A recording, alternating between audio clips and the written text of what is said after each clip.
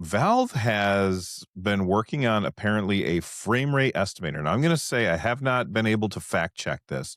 All I have seen, and this was right before we were going live, right before we started recording, I saw this post on Reddit, and it was like showing some like strings from like how Valve, well, here, I'll just read what I wrote earlier. Or read what it says. If you open up the code here, and it's really small for me, it says, select, oh gosh, I lost it.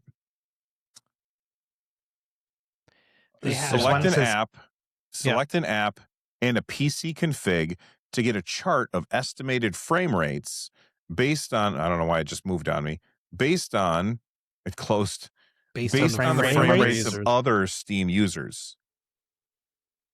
Wait a second. So this is something I've been talking about for a really long time. You go to look at a game and you scroll down to look at the recommended settings. You're like, okay, so this is the recommended settings for this game. But wouldn't it be awesome if they could just say, hey, this is your hardware. This is how the game would run based on other people's settings who are already running the game. Valve has all of this hardware information that they collect all of the time as long as you opt into it. So that Valve hardware survey could be incredibly useful for people to find out how are the games actually going to run on my system before I spend the money. What do you guys think about this, Russ? Yeah, I think this is a better deal than them trying to, like, them letting the developer or them trying to predict what your handheld's going to be able to play. You know what I mean? Like using some sort of algorithm or something, because it puts them in this kind of liability perspective where it's like, hey, we promise 40 frames per second on your hardware if you buy this game, you know, and that's a promise that they may not want to keep. And so, especially when new updates come out and new de novo or whatever, all that stuff happens. So I like this idea of it just being like a community glimpse and be like, hey, other people with similar hardware, also on Steam, they're getting about this with these settings, you know. They've got that data, and that would be pretty cool to see. Yeah, we'll see how that goes. I feel like it's like opening up a big can of worms of things to go wrong potentially, especially when we're talking about people potentially buying it based on that information. Like I can see a lot of people just being unhappy with those results. Well, at the same time, it's called an estimator, for one. Sure. And number two, Valve has a great return policy. I still see this being an issue. You know, you talk about people getting mad about game review scores. You know, it's people wanting someone else to do the thinking for them sometimes, you know. And I'm not saying everyone who reads, like, but that's part of it. And this is like 100% tailoring to those kind of people where it's like, hey, this is an easy way to see what you're going to get with your game. You can put as many asterisks as you want after that and say, it may depend on your game, blah, blah, blah, you know, and it may depend on all sorts of other stuff. But yeah, I can just see this. I don't know. It's a can of worms. I think I'm with you. I think this is very exciting, right? I don't mean to like downplay that. I think this is exciting potential news, but I do think that there are some potential downsides that I do worry about. One of those downsides, Russ, you kind of almost alluded to, because you said that you like this better essentially than Deck Verified, or at least that's how I interpreted what you were saying. Something like that, right? Yeah, and so now I wonder, could Valve feel the same way and sunset the Deck Verified, right? I don't think they're thinking about that now, but that seems like but that does seem like a very Valve thing to do, is to get excited about a new thing and sort of stop like working on the old thing, right? And so that could happen to Deck Verified, where like, oh yeah, this is gaining some traction. We like where this direction is heading. And now all of a sudden we are reviewing fewer games when it comes to Deck Verified. That just seems like, yeah, Valve could easily fall into that trap, let's say. And then I agree about, you know, people taking this and sort of taking it as a thing that like, maybe not gospel, but like letting that maybe overly influence their decisions. I do think that, you know, Valve has a pretty generous hardware or refund policy, especially when it comes to performance.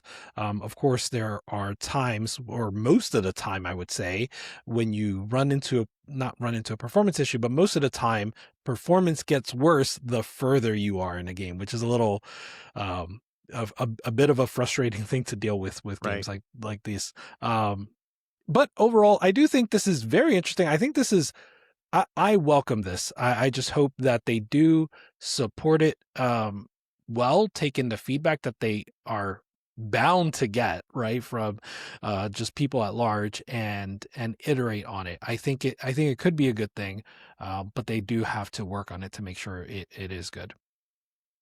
So the thing that jumps to my mind is I don't think that they would use this to replace the deck verified system. I would think that they would use this as part of the deck verified system. And the thing that I'm thinking of is when Microsoft announced the Xbox Series X, they were talking about how they had, I can't remember how it is, but on the store, it would say they had their own verified system that they talked about. And they're like, it would say, oh, well, if it's this many frames per second, it's going to be this color. And if it's this many frames per second, it's going to be this color. And like I've been very critical of Valve for not being transparent with the frames per second that they determine as playable, because they just say it's a playable frame rate. They don't say what that is, and I understand why they don't say what that is, but I still critique them on that. But Microsoft is just coming out and saying these are the frame rates you're getting, and that makes me wonder, okay, if Valve is doing this, where they're doing an automated system where they have the community at large help them determine what frame rates certain hardware is going to run at, how is Microsoft doing it? Because very few people are buying games through the Microsoft Store. They're buying the games through Steam almost all of the time. Not all of the time, but almost all of the time. You know what I mean? What do you guys think about that? About how Microsoft is Yeah. solving this problem. Yeah. Yeah, I would guess they're sampling, and I would guess that's the same thing that Valve was doing prior to this, is they were just sampling on their own machine. But also I suspect that Valve's verification of deck verified was already very light, and Microsoft is at least doing just as light, if not lighter. So I don't think they had any sort of, even though, yeah, they could bake that in if they wanted to, I don't think they had any sort of anything baked into kind of the API layer or anything that was sampling across the community. Yeah, the one cool thing about what Microsoft did, and I think the thing that kind of separates it isn't necessarily the grading of the game and its performance, but those default game profiles that they came up with, where it was like, all right, you're going to play Gears of War. You can just turn this one on and we'll set the settings for you, and I like that. They announced that. I was looking it up because I couldn't remember, but they announced it in November, 40 supported games, and I don't know how well it's going because I've only used it a couple times, but I like that idea too. Like the idea of like, hey, with our profile, with this hardware, this is what you can expect. I like that kind of setup, as opposed to just making promises and those people reading it may not know the nuance of like, well, that also means low settings and 30 frames per second. You know what I mean? Where this is just kind of like them kind of giving you the complete package where it's like, all right, here are the settings and the profile. We'll set that for you. And this is what you can expect in terms of performance. It doesn't look like they say specifically what kind of performance you're going to get. They're just saying, hey, this is the best way to play it. Yeah. I hope just one ahead. thing that is probably true, but I do want to say it for some reason. I hope it's not just like average FPS. I hope we also see like low 1% lows, 0.1% lows. I hope we see that level of detail on there.